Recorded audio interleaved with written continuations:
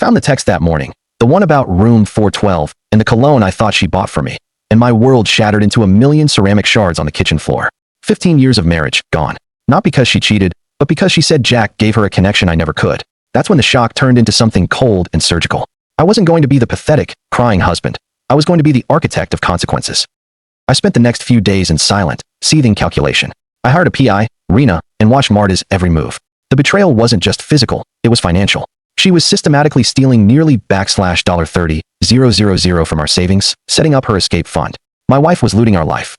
That confirmed it. This was war. I gathered my evidence, the texts, the receipts, the photos, and then I went to my poker night, turning my friends, a collective of ruthless lawyers, into my personal legal demolition team. We planned a campaign of truth and consequences. The confrontation was brutal. I sat Marta down, showed her the evidence, and revealed the emails I'd sent.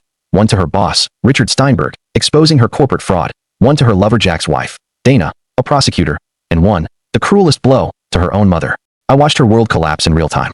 She begged, but I told her the affair was done, and that her new reality was either to leave with nothing or stay and live by my rules as a deeply punished guest.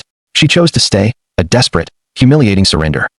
Within days, the consequences began. Marta was fired and blacklisted across the industry. Jack's wife, Dana, a truly formidable woman, took my evidence and used it to utterly annihilate him. She filed for divorce, pressed criminal fraud charges over their joint assets, and ensured his insurance business and radio show were destroyed. He was convicted and sentenced to federal prison. As for Marta, I forced her to take minimum wage retail jobs, pay me back the money she stole, and endure complete social isolation. Our neighbors, our country club, everyone knew. I watched as her old life vanished, replaced by exhaustion and shame.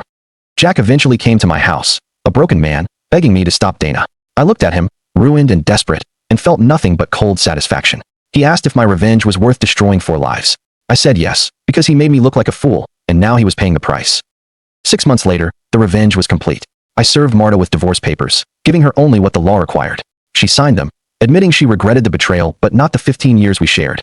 She asked me why, if I won so completely, I looked so empty. I told her winning doesn't feel like winning when the cost is so high. I had systematically ruined 2 people, yet I found no joy in the victory. Marta left for Portland that day, leaving her wedding ring on the counter.